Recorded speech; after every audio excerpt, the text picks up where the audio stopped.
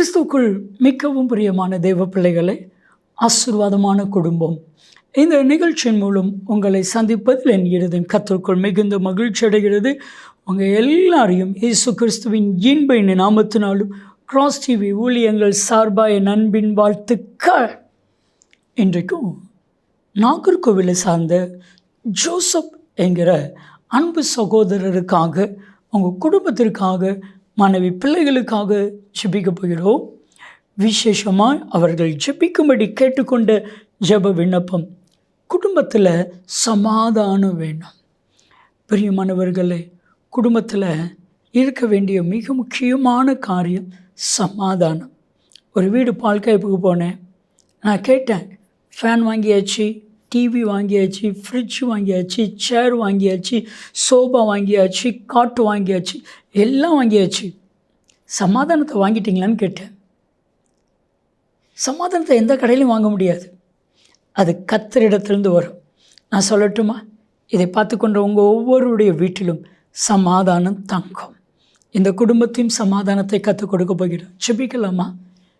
தகப்பனே, நீர் சீசர்களை பார்த்து சொன்னேன், சமாதானத்திற்கு பாத்திரவான் அந்த வீட்டில் இருந்தால் நீ கூறுகிற சமாதானம் அந்த வீட்டில் தானே தங்கும், இல்லை என்றால் அது உனக்கு திரும்பி வந்துவிடும்.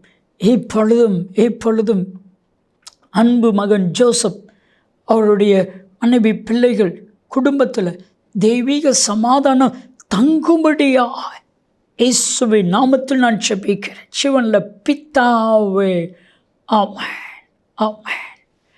பிரியமான தெய்வ பிள்ளைகளை, ஆசீர்வாதமான குடும்பம், இந்த நிகழ்ச்சிக்காக ஆண்டவருடைய பாதத்தில் காத்திருந்த பொழுது கர்த்தர் சொன்ன கர்த்தருடைய வார்த்தை என்ன தெரியுமா?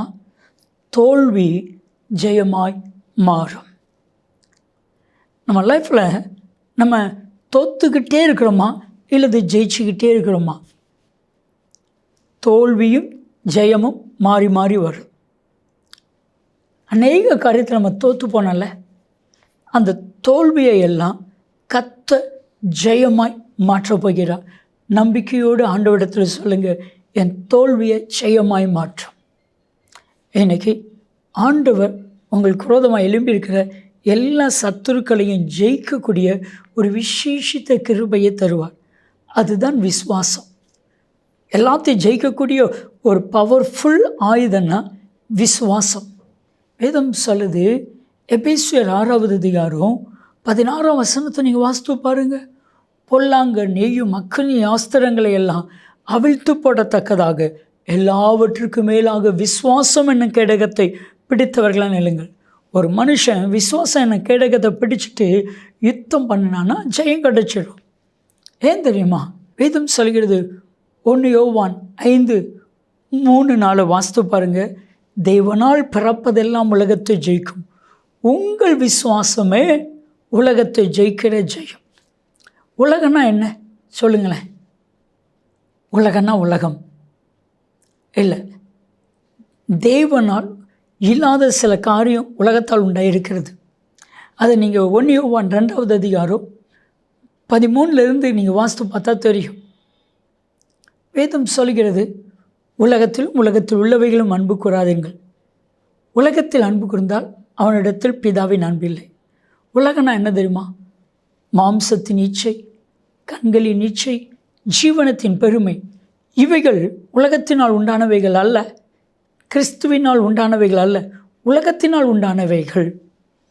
என் அன்பு தெய்வ பிள்ளைகளை, இன்னைக்கு இதை ஜெயிக்கணும். ஆகையால் தான் இயேசுவே உங்கள் ஒவ்வொருவரையும் பார்த்து ஒரு ஆறுதலான வார்த்தை சொன்னார். யோவான் 16:33, உலகத்தில் உபத்திரவம் உண்டு, திடன் கொள்ளுங்கள், நான் உலகத்தை ஜெயித்தேன். நான் உலகத்தை ஜெயித்தேன். நம்ம லைஃப்பில் ஜெயிக்க தான் நம்ம பிறந்திருக்கிறோம். உங்கள் வாழ்க்கையில் இருக்கிற தோல்விகள் சில நேரத்தில் சாத்தான் நம்மளை தோக்கடிச்சிருப்பான். அதுக்கு காரணம் என்ன அப்படின்னு சொல்லி அலசி ஆராய்ஞ்சு பார்த்தா உங்களுடைய ப்ரேயரில் ஏதோ ஒரு மிஸ்டேக் இருந்திருக்கும். ஜெபமே ஜெயம். எப்போவுமே மனசுக்குள்ளே நல்லா வச்சுக்கோங்க, ஜெபமே ஜெயம். ஒரு காரியத்தை செய்ய போகிறீங்களா, ஜெபம் பண்ணி ஆண்டவரிடத்தில் கேட்டு அதை செய்யுங்க, அது ஜெயமாக இருக்கும். ஜெயமாக இருக்கும். ஒருத்தர் வீடு கட்டுறதுக்காக ஆண்டவரிடத்தில் ஜெபிச்சார். ஆண்டவர் சொன்னால் பொறுமையாயிரு, நான் வீடை கட்டி கொடுப்பேன். அது வரைக்கும் பொறுமையாக இருந்தாங்க. வேலை வந்தது, கர்த்தரே வீடை கட்டி கொடுத்தா. பயங்கர ஆசீர்வாதம். அதை பார்த்து இன்னொரு நபர், அவனே வீடு கட்டிட்டானா, அவனுக்கு நான் குறைஞ்சவனா? ஆண்டவரிடத்தில் கேட்கலை, ஆண்டவர்கிட்ட ஜெபிக்கலை. வீடை கட்டி பாதியில் வீடு நிற்குது, முக்கால் வாசலில் நிற்குது. அதுக்கு மேலே கட்ட முடியலை, பணம் கிடைக்கல. ஜெயம் யாரால் வரும்? கர்த்தரால் வரும். நான் ஒரு வார்த்தை சொல்லுவேன், நீங்கள் ஸ்தோத்திரம் சொல்லுவீங்களா? இருதயத்தின் ஆழத்திலிருந்து 1 கொரிந்தியர் 15:57, கர்த்தராகிய இயேசு கிறிஸ்துவினாலே நமக்கு ஜெயம் கொடுக்கிற தேவனுக்கு ஸ்தோத்திரம். எப்பவுமே கர்த்தராகிய இயேசு கிறிஸ்துவினால் தான் ஜெயம் நமக்கு வருது. ஏன் தெரியுமா? அவர் உலகத்தை ஜெயித்தார், பிசாசு ஜெயித்தார், பாவத்தை ஜெயித்தார், தோல்வியை ஜெயித்தார், வேதனைகளை ஜெயித்தார், பலவிதமான சோதனைகளை இயேசு ஜெயித்தார். இன்றைக்கும் நீங்களும் நானும் ஜெயிக்க தான் பிறந்திருக்கிறோம். ஆண்டவரிடத்தில் சொல்லுங்கள், என் தோல்வியெல்லாம் ஜெயமாக மாற்றும். வேதாகமத்தில் ஜெயித்த அநேக தெய்வ மனிதர்கள் உண்டு. எஸ்தருக்கு விரோதமாய், மொர்தெகாய்க்கு விரோதமாய் துஷ்ட ஆமான் எழும்பினான். கர்த்தர் ஜெயத்தை கொடுத்தார். எஸ்தருக்கும் மொர்தெகாய்க்கும் ஜெயத்தை கொடுத்தார். யோசுவாவுக்கு விரோதமாக மீதியானியர்கள் எழும்பினாங்க. யோசுவாவுக்கு கர்த்தர் ஜெயத்தை கொடுத்தார். கிதியோனுக்கு விரோதமாக மீதியானியர்கள் எழும்பினார்கள். கர்த்தர் கிதியோனுக்கு ஜெயத்தை கொடுத்தான். ஆபிரகாம் லோத்தையும் அவனுடைய மனைவி பிள்ளைகளையும் பிடிச்சிட்டு போன 5 ராஜாக்களை ஜெயித்தார்கள். மோசே ஜெயிச்சான். வேதத்தில் சொல்லிக்கிட்டே போகலாம். உங்கள் வாழ்க்கையிலையும் ஜெயம் உங்களுக்கு வேணும்னா நீங்கள் ஜெபத்தை மட்டும் விட்டுறாதீங்க. ஜெபிச்சா ஜெயம் நிச்சயம். நல்ல கவனிங்க, மோசேயுடைய கை உயர்த்தப்பட்டது, யோசுவா ஜெயிச்சான். யாத்ராகமம் 17வது அதிகாரம் 11ஆம் வசனம். மோசேயுடைய கை தளர்ந்தது, யோசுவா தோற்று போகிறான்.